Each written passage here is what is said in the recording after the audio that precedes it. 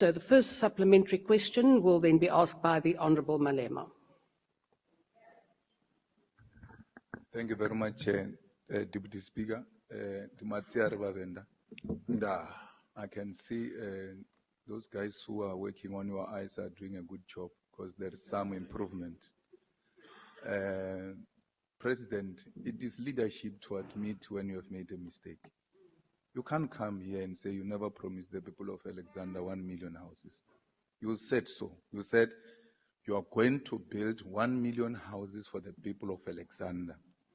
And knowing you being a legally trained person, like you said, you are not an illiterate who just speaks without knowing what he's speaking about.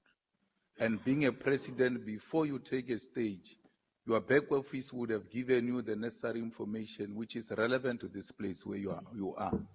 So it is important that today you admit that you made a mistake because those people are dying. Some of them stayed at Stweetla, and as a result, that land is not for human settlement. And when you created that impression, a lot of expectation was made. We're dealing with human beings here who've got feelings. And when a president speaks, they've got their expectation, high because they know it's not a lesser authority speaking. Our fighter was killed, Moshe Mphatlele, in Alexander, fighting for people to occupy the containers, rightful people to occupy the containers. Because of that daily struggle of housing in Alex, now we've lost our honorary commissar during the battle for occupation of these containers. In his honor, and in the honor of the poorest, people who are sleeping with the rats, people who are staying in places where there is no proper sanitation and water, in their honor, I think it is a correct thing to say, I'm sorry, I've made a miscalculation, and I said 1 million houses instead of 40,000 houses. Because to say you have not said it, you are now becoming a professional politician who can just say this today and turn against it tomorrow, and it's business as usual. So, Honourable with Malema, little you have resource to left, conclude. with the little numbers that you have now, maybe this will help you to regain some confidence in Alexander. Thank you. The Honourable the President.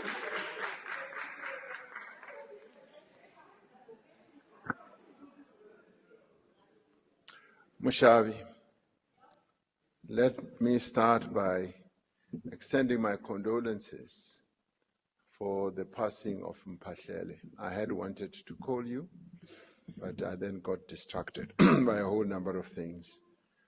I felt very sad when that incident happened because Mphatlele was an important leader in your party. So my condolences.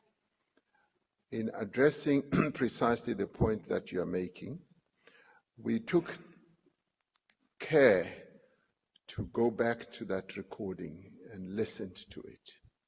And had a number of people in my office listening to it and interpreting it because ke boletse ka Sepedi,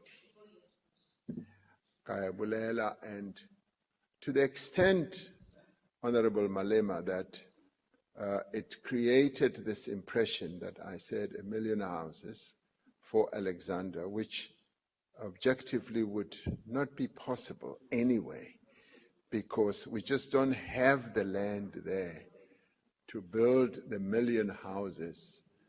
And to the extent that it created that impression, yes, I will say I apologize for having made people believe that I meant for Alexander. What I really meant was, yes, we would want to build 1 million houses for the whole country. And as it turned out, of course, we never really reached even that target because of a whole number of issues. We succeeded in building, during the MTSF, we succeeded in building 240,000 houses, which is way below what we had wanted. And there are many reasons around the country why we have not been able to reach our targets.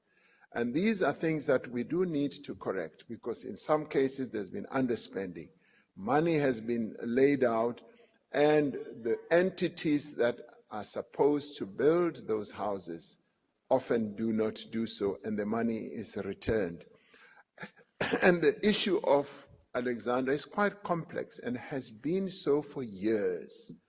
And we've had a number of initiatives that were put in place, but I do believe that Honorable Malema, with some of the initiatives that I've spoken about, we will be able to make progress. The living conditions of our people in Alexandra are really, truly appalling. And I should say that it's not only Alexandra, it is in a number of informal settlements, which one sees as one goes around to visit our people. And you can see that they live with rats, they live where there are no facilities, and this imposes a huge responsibility on us as government to improve the living conditions of our people.